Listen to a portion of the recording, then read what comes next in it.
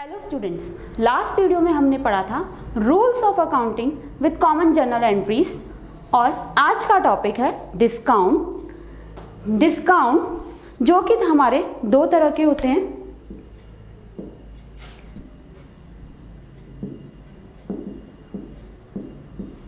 Cash discount, trade discount. अब दोनों में डिफरेंस क्या है? कैश डिस्काउंट नॉर्मली आपको इनवॉइस पे मिलता है। जब भी हमें कोई इमीडिएट पेमेंट किसी से लेनी होती है तो हम उसको कैश डिस्काउंट दे देते हैं कि अगर आपने ये पेमेंट अभी करी तो हम आपको इतना % कैश डिस्काउंट प्रोवाइड करेंगे। यही आता है ट्रेड डिस्काउंट। ट्रेड डिस्काउंट आपके किसी भी प्रोडक्ट पर मेंशन डिस्काउंट होता है। जैसे आप कोई शॉप में कोई सामान लेने जाते हैं तो आपने देखा होगा कि 5% डिस्काउंट है या 5 रुपीज़ का डिस्काउंट है, तो वो डिस्काउंट ट्रेड डिस्काउंट कहलाता है। कैश डिस्काउंट को हम अपनी जर्नल एंट्रीज में शो करते हैं, जबकि ट्रेड डिस्काउंट को हम शो नहीं कराते। देन आते हैं कैश डिस्काउंट के टाइप्स पर। Discount allow, discount receive. Discount allow हम जब सेल करते हैं तो सेल पर देते हैं। डिस्काउंट रिसीव जब हम परचेज करते हैं तो हमें मिलता है। जैसे अगर आपने कोई सामान बेचा तो आप उसे डिस्काउंट दे रहे हैं तो वो आपके लिए डिस्काउंट अलाउड है, तो वो सेल पर है। देन डिस्काउंट रिसीव जब आप परचेज कर रहे हैं और आपको किसी ने डिस्काउंट दे दिया तो वो आपके लिए डिस्काउंट रिसीव है। डिस्काउंट अलाउ हमारा लॉस होता है। डिस्काउंट रिसीव हमारा प्रॉफिट होता है।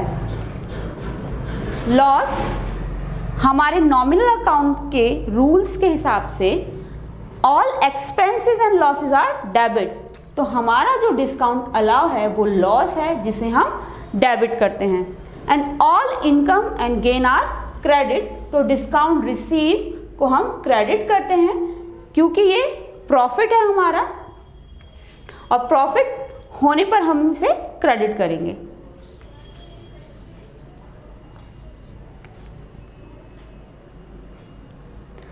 अब हम डिस्काउंट से रिलेटेड कुछ एंट्रीज को ले लेते हैं।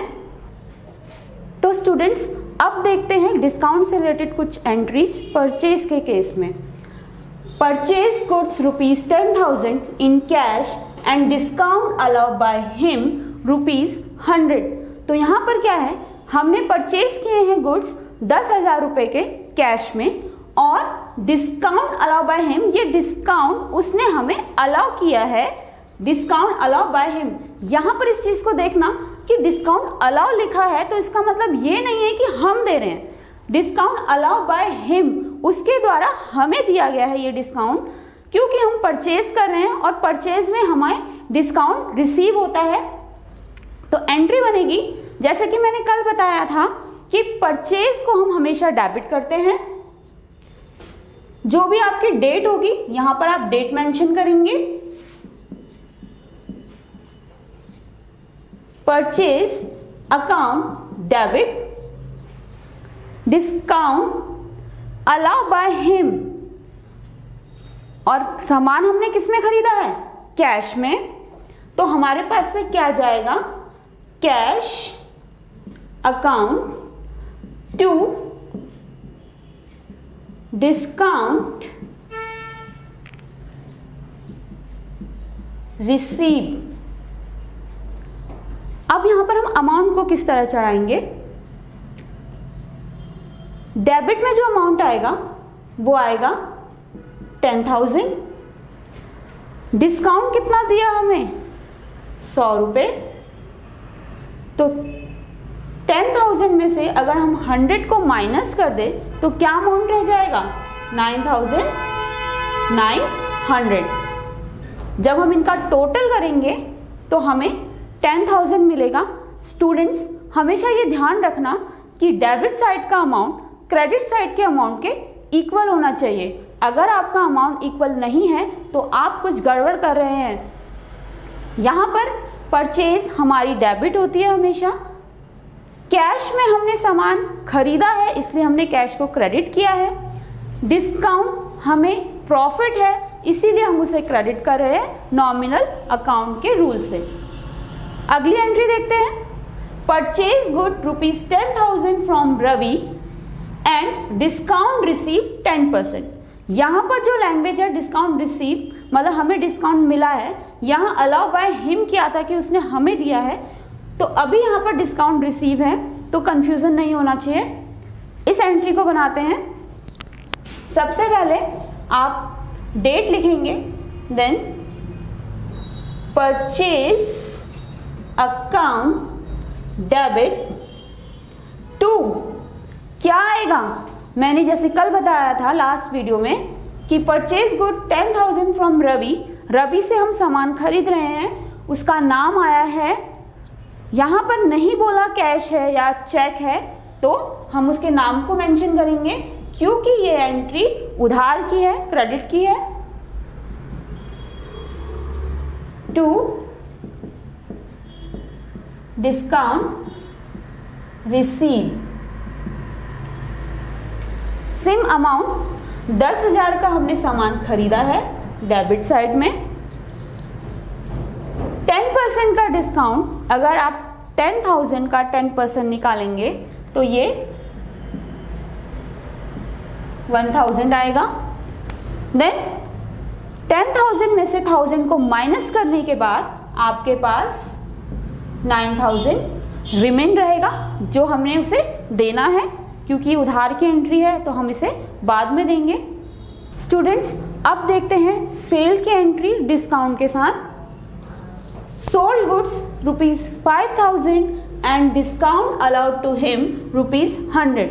यहाँ पर हमने क्या किया है, सेल करी है, तो सेल में हमें डिस्काउंट अलाउ करना पड़ता है, हम अलाउ करते हैं। अगर आप कहीं जाते हैं और कुछ सामान खरीद रहे हैं तो आपके लिए तो वो परचेज है, आपको मिल रही है, लेकिन जो बेच रहा है उसके लिए सेल है और वो डिस्काउंट अलाउ करेगा, और अलाउ होने पे वो डिस्काउंट उसके लिए लॉस बन जाएगा। अब इस एंट्री को हमने कैसे करना है ये देखते हैं। Sold goods ₹5,000 and discount allowed to him ₹100। So यहाँ पर हमने नहीं बताया कैश है, चेक है या क्रेडिट है, तो ना कैश लिखा है, ना चेक लिखा है, ना क्रेडिट लिखा है, तो ये एंट्री कैश की समझी जाएगी। लास्ट वीडियो में मैंने आपको समझाया था, क्योंकि यहाँ पर कुछ मेंशन नहीं किया गया, तो हम क्या करेंगे, इस एंट्री को कैश में लेते हुए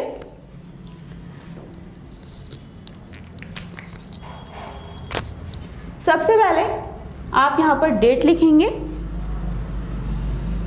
cash account debit discount allow account debit to sale account.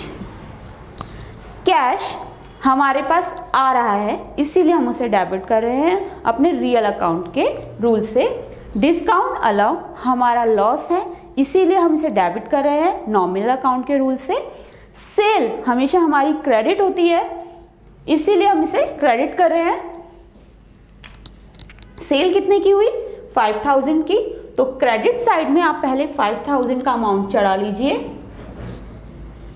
Discount कितने का दिया हमने, ₹100, तो डेबिट साइड में डिस्काउंट के कॉलम में आप 100 रुपीज डाल दीजिए। देन 5,000 को आप 100 से माइनस करेंगे तो आपको मिलेगा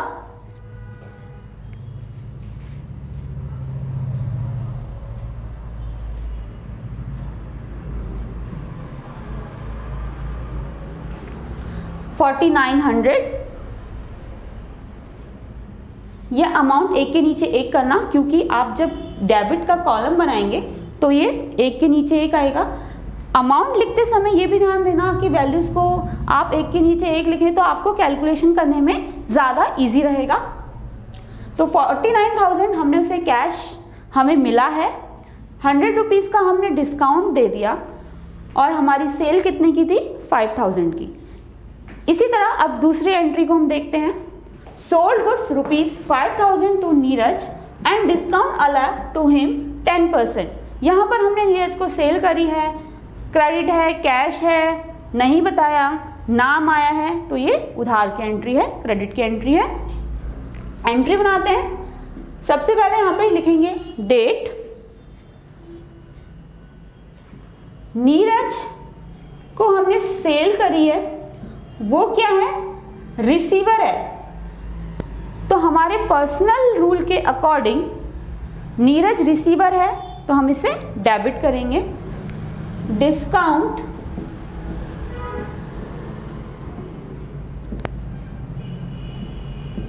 allow account debit to cell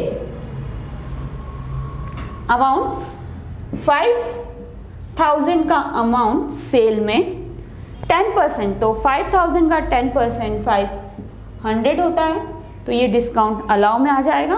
then 5,000 से आप 500 को माइनस करेंगे तो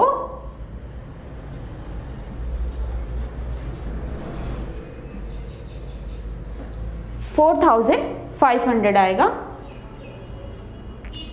तो ये हमारे डिस्काउंट की एंट्रीज थी, जिसे हम कैश डिस्काउंट भी बोलते हैं।